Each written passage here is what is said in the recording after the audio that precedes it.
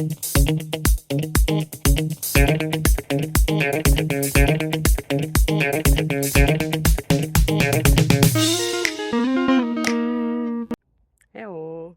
So today is sports day, so it's time to do something for us, for our body, and of course for our mind. So how about this next question?